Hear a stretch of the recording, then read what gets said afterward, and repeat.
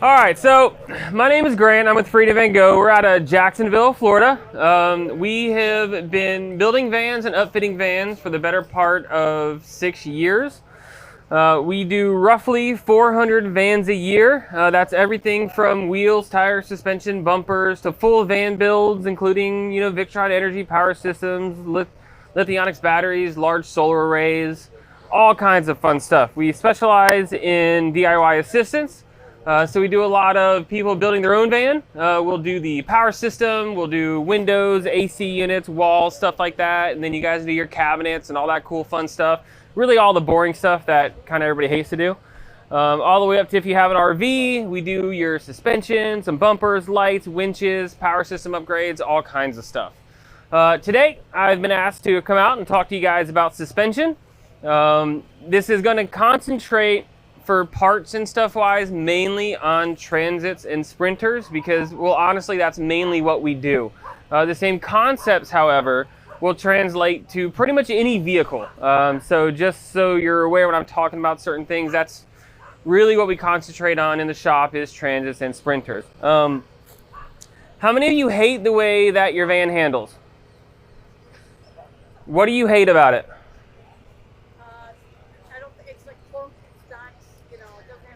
It's not smooth? Yeah. What about you? It's just sloppy. Sloppy? Yeah. Okay. Anybody hate going on the highway and being passed by semis and things like that and throwing you everywhere and all that kind of fun stuff? I get it. I get it. Out of the box, all of our vans, whether they're RVs or self-builds, all that kind of stuff, hopefully most of you paid attention to how much weight you have in your vehicle and kind of where it's at and things like that to make sure that it's safe and within your gross vehicle weight restrictions, which are on the little sticker inside your driver's door. And as long as you do that, honestly, your vans, they're perfectly safe, right? They may not make you feel good, but they are perfectly safe. So anything above and beyond that is really just a really nice to have. And that's what we can help you with and any upfitter can help you with. But typically, what I like to tell people is when you're looking at how you're going to upgrade the suspension in your van, there's kind of two paths to go, right? The budget route is things like sumo springs and sway bars and kind of small bolt-on things like that. Now, they give you some confidence because they make things feel a little bit more planted and things like that. However, the one thing I will warn you with things like that is if you do anything but dedicated road driving, devices like that, while they do help in the short term, they harm in a lot of other places. So when you do things like sumo springs and big sway bars, it limits your overall suspension travel. So that comes from things like articulation, which it will fix if you're going down a driveway and it sways back and forth and things like that. It will fix that because what it's doing is it's limiting the amount of room that your suspension has to travel, so it'll settle faster. So it works, at 100% will work. But when you take that into things like BLM land roads, if you're going off-road, if you're trying to go boondock, it's actually going to make your ride worse when you're off-road because your suspension doesn't have enough room to actually function and have the travel for your shocks to work effectively. So we in general don't do things like sumo springs and big fat sway bars unless you're dedicated to being on the road because the capability just isn't there. We concentrate primarily on all-wheel drive and 4x4 sprinters and transits. So the vast majority of our customers are doing a lot of off-roading, a lot of dirt roads, a lot of camping, things like that. So what we tend to suggest if you want to do kind of that first step in your suspension upgrade is look at upgraded shocks. There's a lot of options. You don't have to go with the crazy, super expensive, change everything, all that kind of stuff. You can do something as simple as a set of rear shocks. For the vast majority of vans out there, I don't care if it's a ProMaster or a Sprinter or a Transit or really anything, a set of good shocks in the back will significantly increase your confidence on driving your van pretty much anywhere you go, right? So when you're going off-road, it's going to help dampen that rear end a little bit. Typically, the rear of your van is heavier than the front. So it's going to help to control the body and the axles a lot better with an upgraded shock. You can either do something like what's called a monotube, where they're not adjustable, no little clickers or anything. You just put it on, and what it'll do is, because typically with aluminum bodies and better oil and things like that, it'll dissipate heat faster than your normal shock, which isn't really meant for a harsh use. And once shock oil and shocks get hot, they tend to not want to operate very well, and they don't control as well. So when you're upgrading your shock, that's a lot of what you're doing, is putting a more capable unit in there that will last for a lot longer in those environments before you see things like shock fade and bouncing of the rear axle over washboard roads and things like that. Now, the other thing that you can do that is absolutely free when you're off-road is air down your tires. It's always a good idea if you're going down, rough roads or washboard roads, things like that, to let some air out of your tires. Now, that's kind of different depending on what van you have, if you have dualies or a single tire, how heavy it is, all that kind of stuff. But typically, even just letting out 10 to 20 PSI is super safe, and it will significantly increase the level of comfort that you have going down those roads and complement whatever shock upgrade that you have as well. Now, remember that if you drive on the roads with lower tire pressure, you do have adverse handling. So you always want to make sure you either have an onboard compressor, or that in your travels where a gas station is that has a compressor so you can air back up. We typically don't recommend driving more than 5-10 miles on normal roads with air down tires, because honestly, it is kind of unsafe to do that. You will have some adverse handling feeling on the road. So always make sure you get back up to what the normal PSI is on your tires as soon as you can. Now, how many of you feel like your van is too heavy? Like, how many of you kind of bounce a lot down the road, going on the back, things like that? You have a really heavy, you have 30, 40 gallons of water, a lot of batteries, that kind of stuff.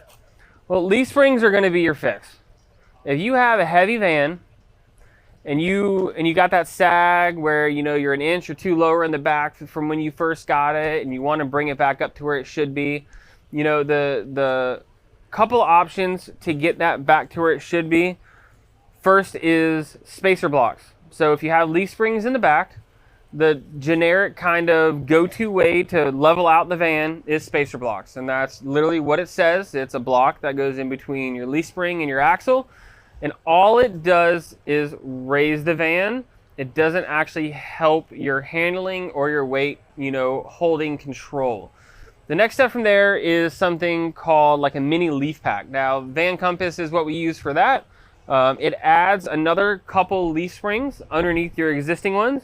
And what that's going to do is stiffen up that leaf pack a little bit and handle the weight a little bit better when it's resting, as well as when you're going down the road, and help control how much of that up and down movement you have in correlation with those shocks we were talking about, to make it handle so much nicer and get rid of some of that wallowing bounce and stuff like that.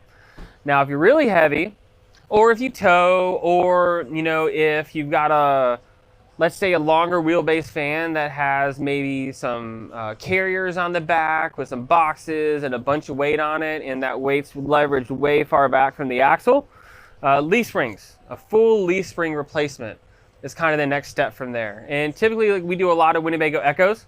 They're 11,000 pound vans, both on Transits and Sprinters.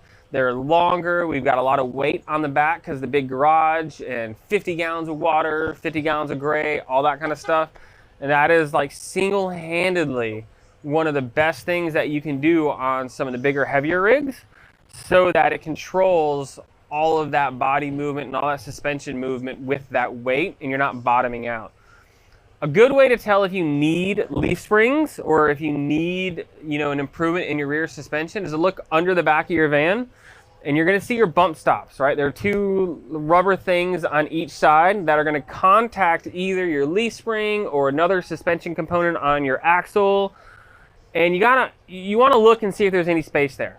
A lot of the vehicles that are built out, or RVs, stuff like that, you're going to notice that there's really not any space, and even some of them are literally resting on those. Now, that goes back to when we talked about the sumo springs and things like that. that limit suspension travel. Well, if your bump stops are already sitting onto the bracket that they're meant to hit in case of a heavy suspension articulation, you have no suspension travel.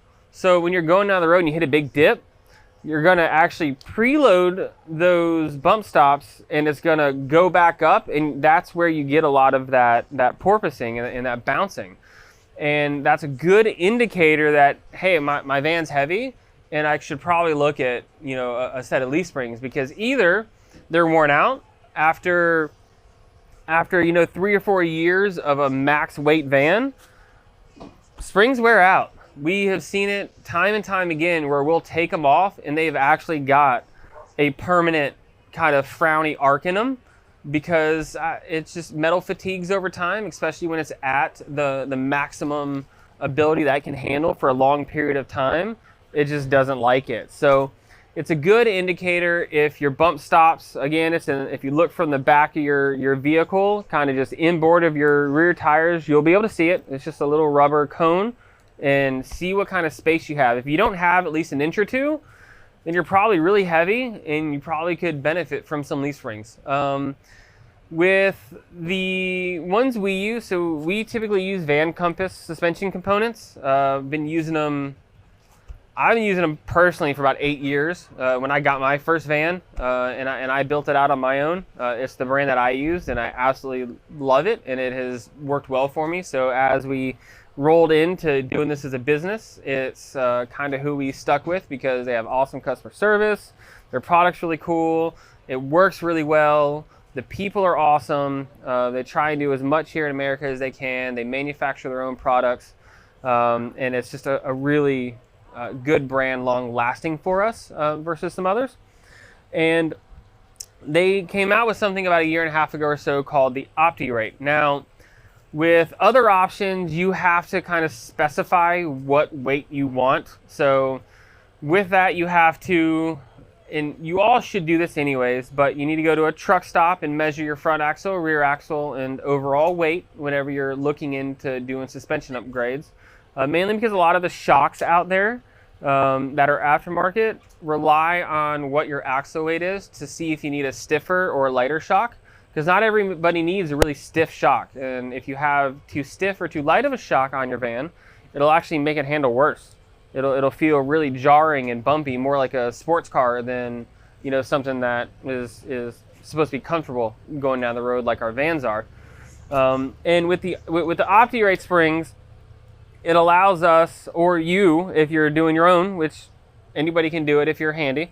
They have wedges and shims that actually go into the leaf spring. Now, this allows you, and they have a chart that makes it really easy for you based on what your measured axle weight is. So again, if you go to the CAT scale and get your axle weight, you can put in or take out a different number of shims in order to have the weight carrying for that actual weight that you have. So it's tailorable to different vans without having, you know, if you decide to add some more batteries or add a larger water tank, you don't have to then buy a whole new set of leaf springs. You could just put another one of the shims in, because what that does is it sets your initial weight carrying kind of arch capacity. And then as the suspension goes through the actual range, it'll use the leaf spring as it should, and you'll get the full arch along with the suspension travel we talked about. So you're not going to bottom out, and you're going to see significant improvements in the ride. You're not going to be, you know, sagging anymore, and it's totally tailorable to the vans that you have. So instead of having to change out parts if you decide to change your build down the road, or you add carriers on the back of your van, and then now the upgraded leaf springs that you got are now frowning because you added, you know, so much more weight on the back. This allows you to really be able to adjust it for your van in your situation. Now, on the back, the only other thing that we have as an option is very recently, Airlift came out with airbags for sprinters. They're working on it for transits, and I believe they have them for ProMasters coming as well, but they finally came out with a bolt-on air spring setup that basically replaces the bump stops and allows you, if you do things like tow, if you do things like carry, it's really geared more towards, I think, people that carry like heavy pallets in delivery vans and stuff like that, but it has some applicability to us, you know, as we have all this water and all this stuff, and you don't need the performance upgrade of, you know, leaf springs and better shocks and things like that. It helps you to level your van back out to get that suspension travel, but also stiffen it up a little bit for not a lot cheaper. It's still kind of expensive. It's like, depending on what management you get, they have a wireless version that you can use on your phone to adjust it up and down, and then they have a keypad. You've got it's the brackets, the airbags, and the controller, and it has a compressor built into it also. So it's kind of an all-in-one solution, and they're super cost-effective compared to doing like a full entire suspension upgrade if you're relatively happy with what you have. Because there are some people that love the way their van handles, and there's nothing wrong with that. We just want to get that rear suspension travel and, you know, get that butt sag back up. It's a great option for that. So, Airlift. Yep, Airlift. They have an option for the two-wheel drive and the 4x4 all-wheel drives on the 2500 chassis. They're working on the 3500. So if you have a single rear wheel on a Sprinter, it's available now. We do carry them, and they're working on the Transits and the 3500s and the ProMasters currently as well. They used to be available years ago, but they were having issues and then didn't make them for a couple years. Now they re-engineered them, and I'm super excited because they're a really good option. Yes, sir. Did you say they have them for ProMaster? I'm told by our rep that they're working on it, that it is actively being worked on, and it should be out somewhat soon. Is what I'm being told. But, you know, that's companies. Yes, ma'am. Is that for the 3500 ProMaster? It would probably be for the 25 that I'm aware, but I think the axles are basically the same because it's front wheel drive. So it might cross over. Like I said, we don't have any release details on it yet. We are just told they're working on it along with the Transit. So I don't have any details on that. Yes. So,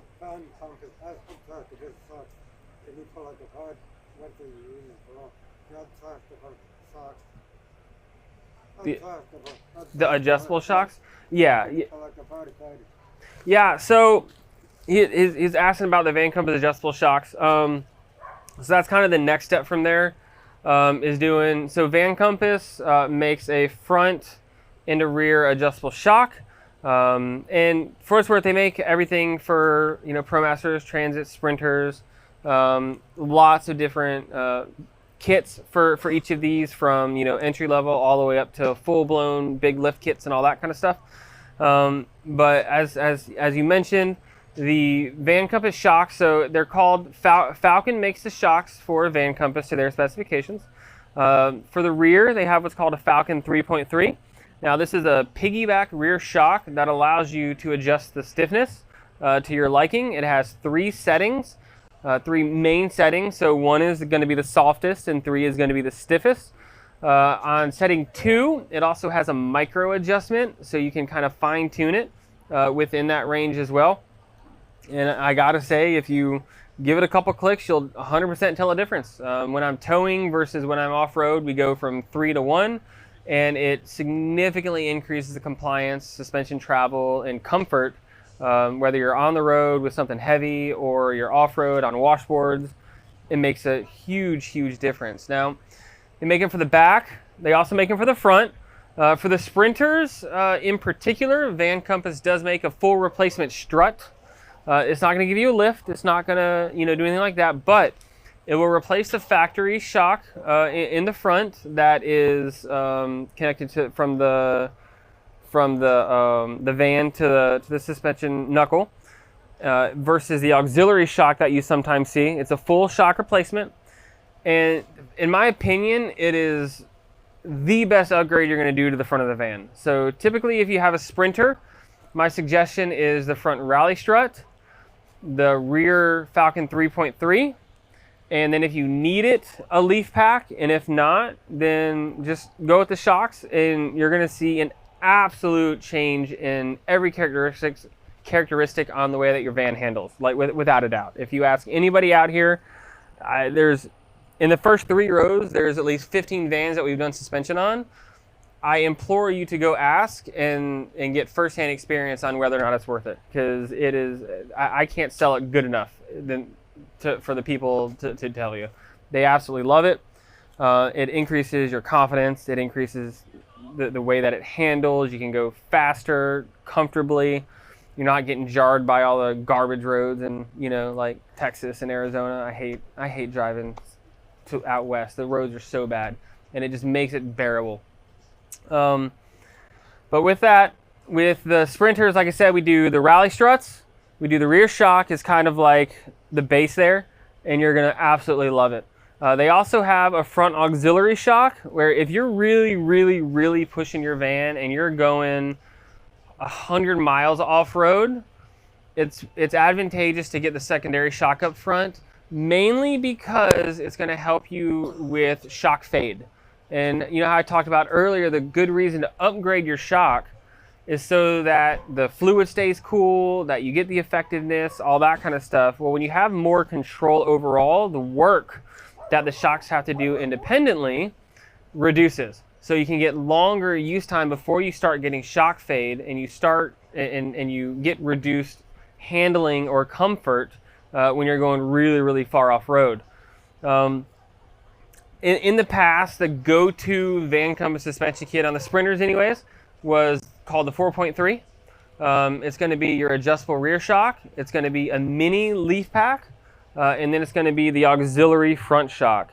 Well, really since the Rally Strut came out and the OptiRates came out, we've kind of shifted from the 4.3 being kind of the standard into doing the rear shock, the front Rally Strut, and if your van needs it, we'll do the OptiRates instead of the mini leaf pack, because it's overall a lot better to do a fully engineered leaf pack versus just some add-a-leafs, because it carries the weight so much better if you're actually sagging and you need it, versus just kind of propping it up with a mini leaf pack, because that used to be the go-to way, before they had the OptiRate, and that's nowadays. As long as the rally struts are available, because they're still kind of hard to get sometimes. It kind of depends on how well Falcon can put them out. But on the Sprinter side, that's kind of the route that we go for the best bang for the buck.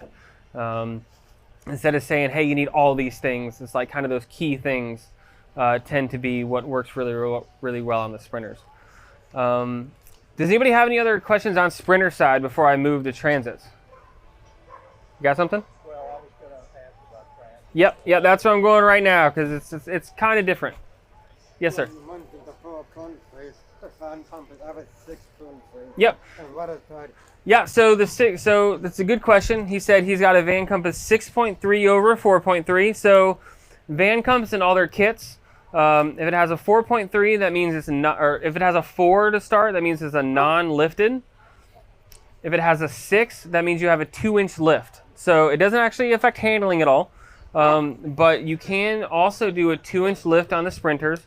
And if you want to see all of this installed, you can go to our booth. We have our Winnebago Echo Sprinter that has everything suspension related on it, and we can absolutely talk about it and stuff like that.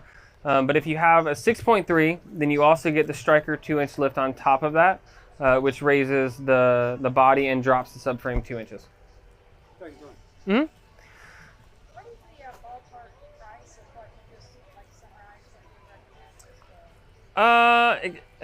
There's a lot of different factors on which parts and pieces you get. If you want to know prices, come by after, and I'll absolutely let you know. I'd have to look up the package.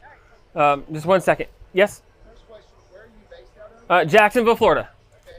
Second, I have a ProMaster 159 2500. Okay. No Uh-huh. off-road. You like Sumo over the leaf spring upgrade, or vice versa? Well, so ProMaster is a little different because I don't think anybody actually makes a leaf spring upgrade for the ProMasters. So you have to do the Sumos in the rear, but you still can do Bilstein shocks. Right. That's going to make a big difference. It's not monstrous, but it is a noticeable improvement over factory. And then from there, you got to kind of figure out if you want to do a lift or not, because in order to do the shocks anyways, you got to pull the springs. So like if you have a thought of doing a lift, you might as well do it all at the same time, because you got to take it all apart at the same time anyways. So you're going to pay the same labor if you're going to do a front lift versus not. So like Van Compass, for example, has a 2-inch front leveling kit. So if you're doing the front shocks, you might as well do the springs and bring that front back up so you don't have that rake look. But for the rear, I mean, Sumo springs are kind of the only way to go on those. Just for whatever reason, the demand's not there for the manufacturers to make the parts. So that's the Jacksonville Yes. company that does this? Yes. Well, so Freedom Van Gogh, that's who we're with. And we do installs, and we also sell parts. So if you want to do it yourself, we stock all the same parts that we install. We have a full retail showroom, all that kind of stuff. And we'd be more than happy to get it to you if you want to do it yourself.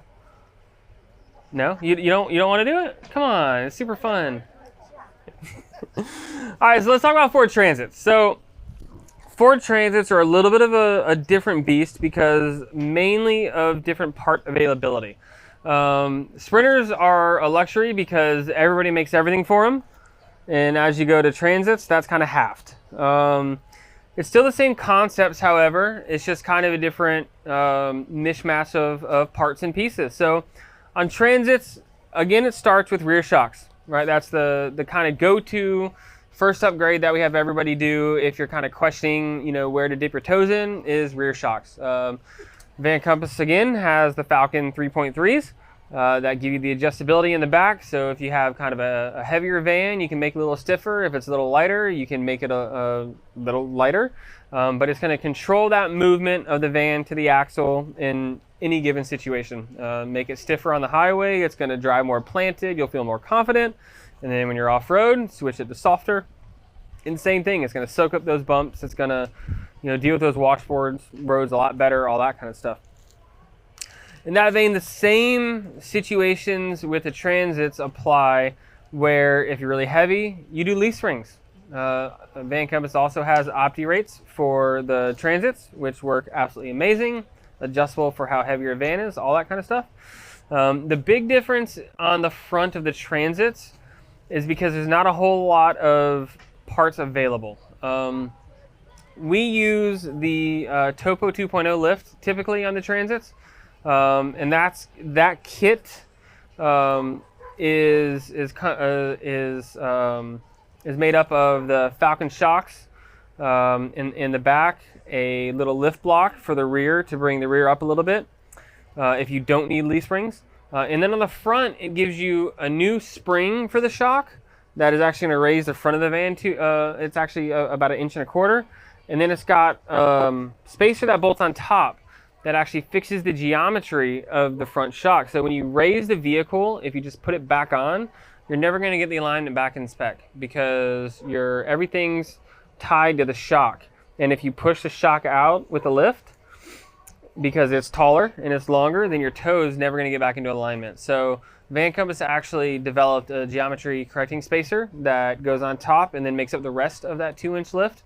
And this changes the geometry of the shock in order to, or strut if you want to get specific, in order to make sure that you can get back into alignment afterwards so that you're tracking straight down the road and you don't have any adverse tire wear. It also gives you a sway bar relocation bracket. Because as you lift the vehicle, the geometry of the factory sway bar changes and you don't want it to bind up and do weird things. So they relocate that down a little bit to get it back where it needs to be. And that's really for things like in the all-wheel drive sense of it, that's kind of really where we point you guys to, because it's the best bang for the buck. It's the best universal, kind of works really, really well. And the deciding factor there really is if you need a rear leaf spring or not. Other than that, everything's going to be basically the same as the upgrade path on the Sprinter with the Transit. Now, I will say Van Compass is coming out with, I'm told as of a couple days ago, the Rally Strut for the Transit, which is significantly going to make life a lot easier because you're going to get an amazing front shock, because current day, the Bilstein shock is the only front shock upgrade for the Transit. Now the caveat with the Bilstein front shock, and I know there's a whole lot of if this then that's here, but with the Bilstein front shock on the Transit, you can't run a full van compass lift kit because it actually makes it longer, and you'll actually blow out the passenger CV axles on the Transits on the all-wheel drive because it makes it just long enough where it puts it out of its optimal operating range, and you'll end up breaking boots and slinging grease and all kinds of stuff. So in general, I don't particularly recommend the Bilstein shocks if you're going to do a lift. If you're not going to do a lift, by all means, it's a great kind of off-the-shelf upgrade that'll give you a little bit of improvement in handling. But we don't like to combine them with the lifts because to do it, you have to not use the geometry spacer, and then your alignment typically teeters on the end of being acceptable, and that does lead to increased tire wear prematurely. So that's just a note to kind of think about. But the rally struts are going to significantly increase the front handling. I'm super excited about them. But the production prototypes are out in the wild right now. Just making sure there's not any weird things that got missed in the prototyping. But that's something I'm super excited to finally come out. Because if some of you know, we've had a Transit Echo for 2 years and swapped over to the Sprinter Echo, and I've got a lot of love for both chassis. So, any questions on the Transit stuff? Yes. So for a Transit, so 3500. Okay. HD, so dually. Yep. Back, all-wheel drive. Yep. So you got to worry about the geometry you were talking about. For not off-road, but on-road, comfort and safety, what upgrade would you recommend? Yeah, so a lot of it depends on what you feel is lacking in the way that your van drives.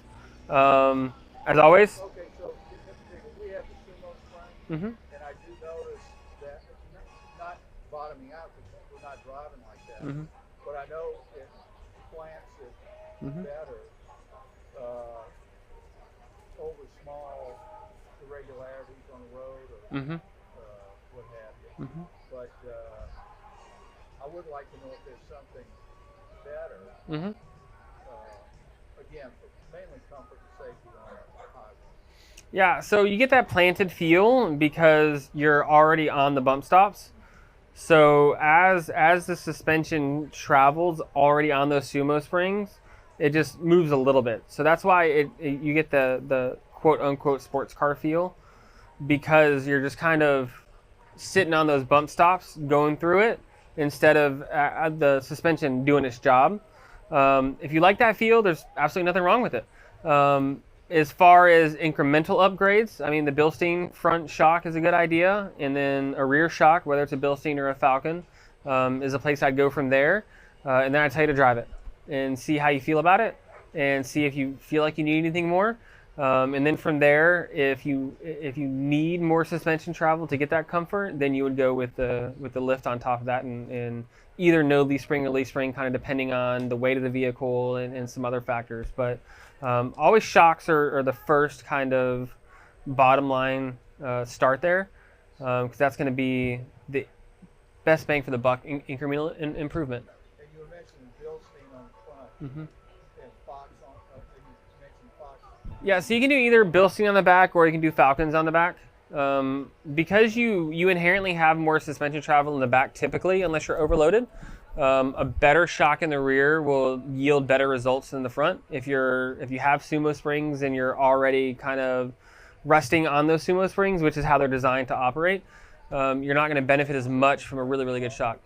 With that kind of shock upgrade, take the sumo springs off. I would try both, because the thing is everybody has different expectations and different things that they feel is how it should handle. Some people absolutely love the way the stock van handles, and there's nothing wrong with that. Some people absolutely hate it. But that's why, unless you have a chance to ride in a van that has something that you're looking at or something like that, we tend to go the incremental route if you're not really sure what you want. That way you're not stuck, spending $6,000 on a bunch of stuff you don't need. We would rather kind of, okay, hey, start here and see if you like the improvement, and then we can go to the next step. It takes a little longer, But typically we can tailor a little bit better to how you like the van to handle. Does that answer your question? Fair. Yes, ma'am. For transit, can you do just the back spring upgrade like Falcons? So that's a very good question. So you can do the Falcons for sure. You can do a rear shock with any variation, whether it's a two-wheel drive, whether it's an all-wheel drive. You can always do a rear shock. Now with the rear leaf spring, the thing you're gonna find is all of the leaf springs have a 2-inch lift factored into them. So if you do just a rear leaf spring and you don't do the front half of the lift, your van's gonna kind of sit like this, kind of like the ProMasters do, where they're a little nose down. You're gonna get a little bit of that. So it depends on your use case and kind of how heavy you are and things like that. Van Compass does make in a mini leaf pack for the Transit that, depending on what your loads are and stuff like that, we can either use like all 3 or just 1 or 2 of them to kind of adjust to what you need. But typically we wouldn't suggest doing a leaf pack in the back in shocks and not doing the front portion of the lift. But you can do only the shock. You absolutely. You 100% can do only the shocks, which is typically the first kind of step for anybody that we suggest. Did that answer your question? Like if I want to just do the Falcon springs back, the sumo springs, because you're saying it's Mm-hmm. shocks, shocks. Mm-hmm. You're saying it's better? Well, it's better than factory for sure. I think. Again, it depends on. Yeah, and most people don't, to be fair. But it depends on if you like the way your van currently handles. I would say don't spend the money. If you feel as there's a reason, if you feel as though that something isn't right, then it's worth exploring. I don't like on the highway where the trailer passes. And you get that win. Yeah, a shock will help that.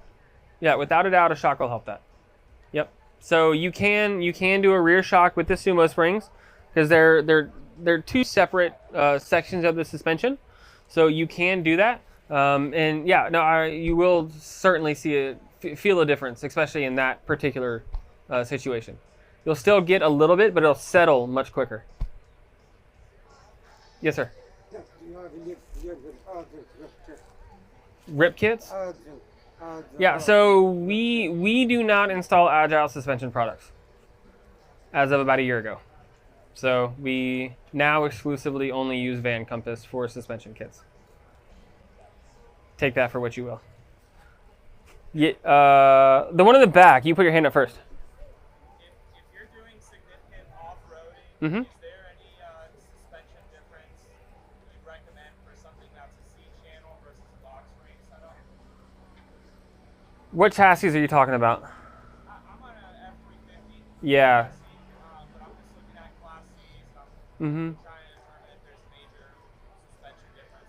Yeah, so so if we're talking like E-Series or F-Series base pickup, like RVs is a much different conversation. This is really tailored towards like unibody vans.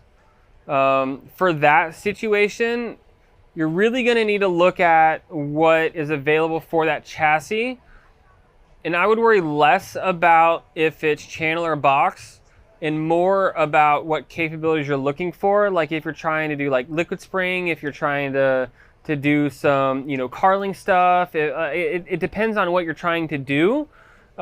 Really is what kind of factors that in, because some suspension manufacturers, because like the stuff that's going to apply to you, like they don't even look at Sprinters or Transits, right? So it's a totally different world. But if you're going for that kind of stuff, you've got to make sure that whatever manufacturer you're looking at for the capability that you want to do, make something for that application, and that would, to me, that would drive which direction I go over others. Because like if I was doing an E-Series kit, like I would call U-Joint and be like, what do I need? because they're going to be the people that I go to for my suspension kit, or if I want to do a 4x4 conversion or whatever on that. And if I'm doing, you know, an F series based, like a Ross Monster or something like that, I'm going to call Carling and be like, hey, what do I need to make sure that I get in order to use, you know, this kit? So I think that's more component driven than chassis driven, because it's going to follow whatever capability you want in that kind of scenario. Does that help? Yeah. Okay. Yes, sir. Yeah, I have a question about their suspension when it dancing. I saw like an Echo on YouTube where they put a Yeah, VB Air is probably who they used. Yeah. air Yeah. So we don't, because that's typically more geared towards like road traveling. And like I said, our predominant customer is off-road adventure. But it is a good system. It depends on what you need. It's super smooth. The really cool part is that it can level.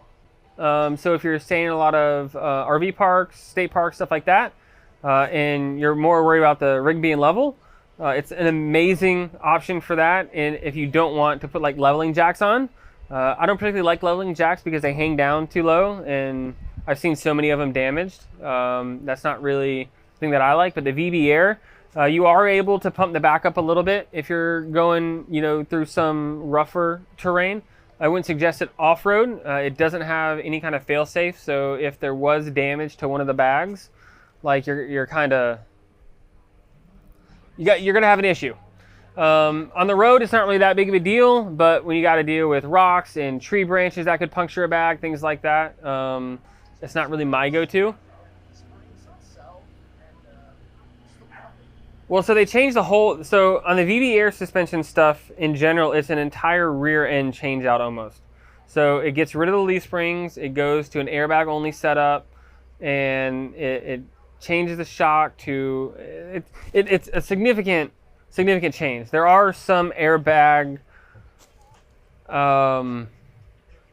assist ones out there, but they're not the big systems that they have. I wouldn't really recommend the airbag assist ones. I think they're a little more expensive for what you get. But if you want that much more comfortable ride and you're more of a road goer, you could do a VB Air suspension type setup. I mean, they're like 10 grand, but they work really, really, really well. Like, they ride amazing. A lot of the, like, if you look at Gretches, if you look at some of the like American coaches, the stuff that have like the more VIP luxury type vans, they have that.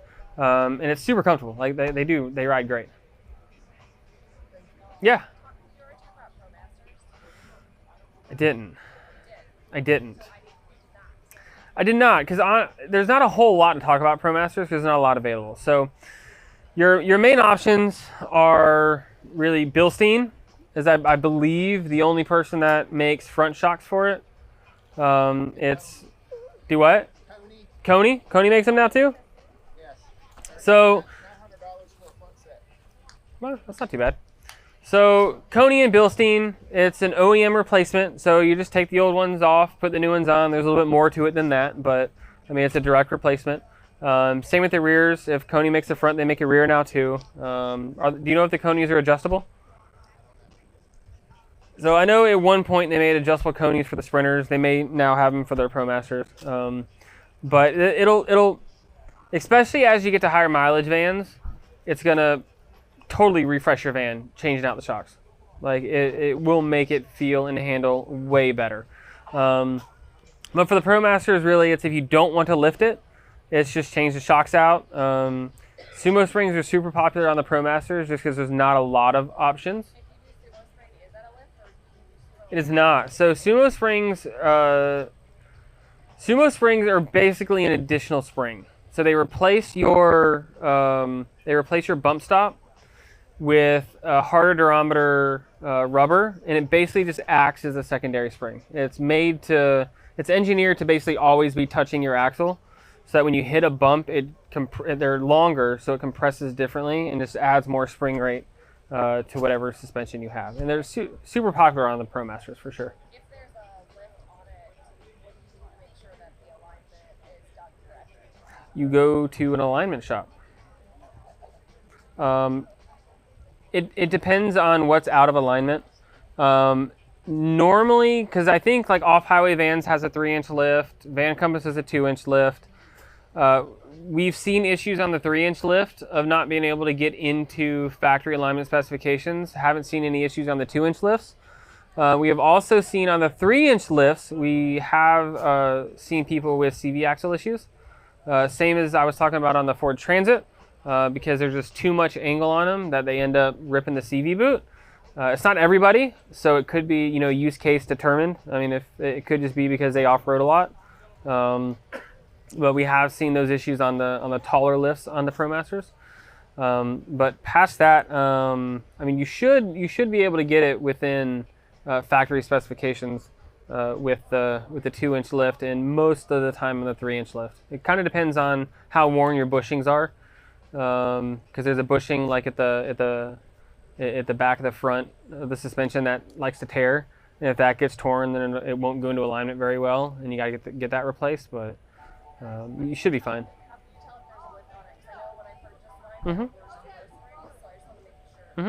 Yeah, you're typically where the shock bolts into the vehicle. There will be a block on top of that, typically. And then you can also look in the back where your leaf spring is, and you would see a block in between the leaf spring and the axle. Because normally, like if you look over there, the leaf spring's directly on top of the axle. And if it has a lift, they just put a block in the back, so you'd see like a little 2-inch block back there. You're welcome. Do we have any other questions, comments, concerns behind you? Yes, sir. So you're coming out of a slight slope and you're accelerating down the road, and your back end just starts to shake. Is there a fix for that?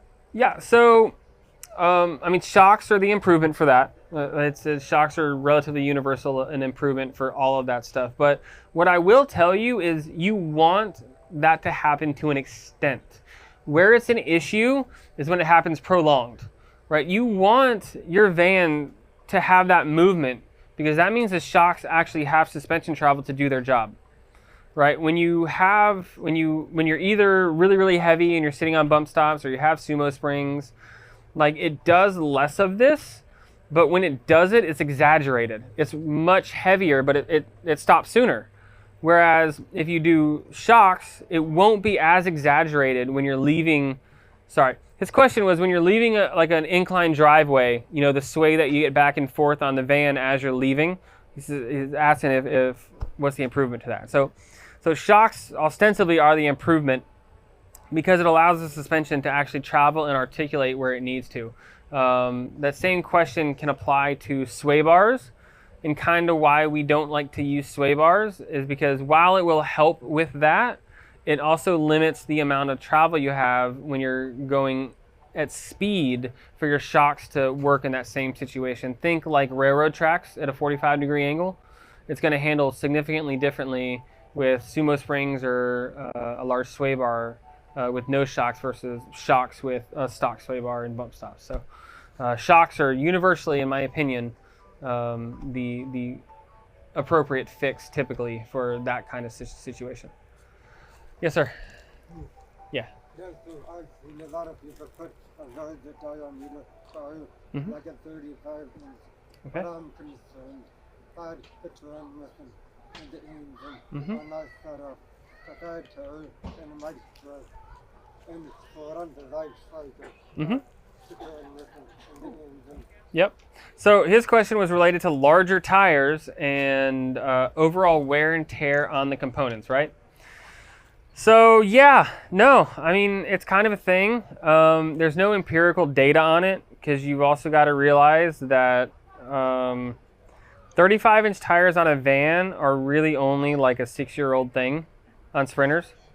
So there's no real good data other than a handful of people that do more than, drive 10,000 miles a year. I've got 40,000 miles on a 2019 Sprinter with 35s, and I've got no adverse issues yet. So from my experience, it's not really a problem. But yeah, no, absolutely. If you go to larger size tires, especially significantly larger, like 35-inch tires, you are, without a doubt, putting strain on all your components. And that's everything from your hubs to your axle shafts, to your actual differentials, to your transmission, to your engine, to everything. So there is an element of it is what it is. No, so like I have them like maybe 30 or 30 inches. Yeah, so it depends on the chassis.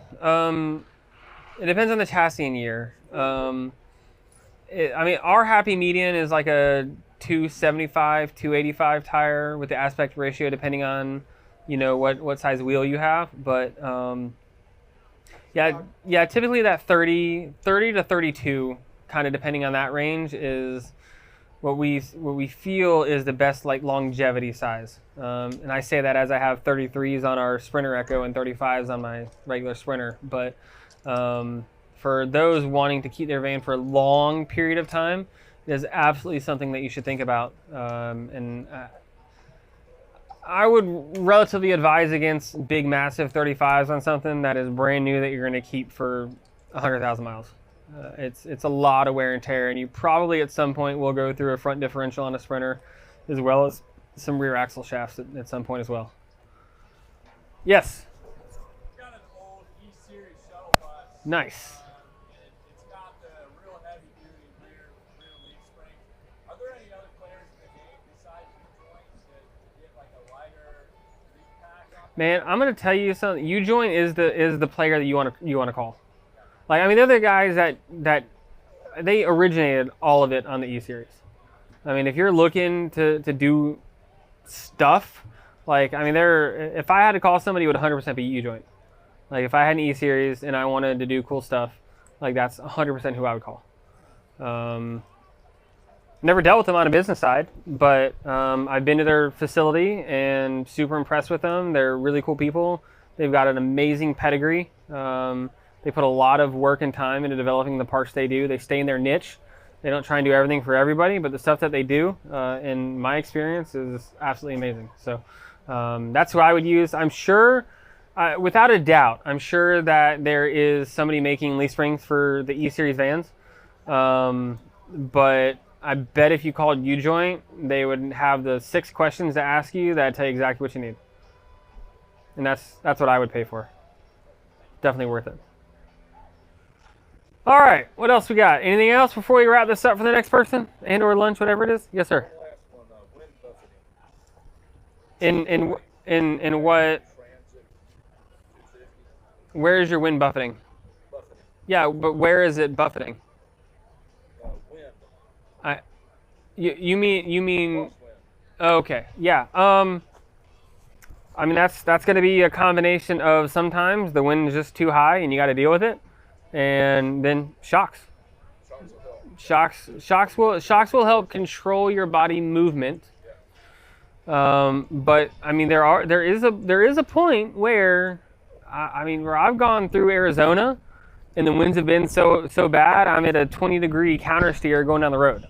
I mean, it just kind of is what it is. You're in a massive, box going down the road, and just kind of is what it is.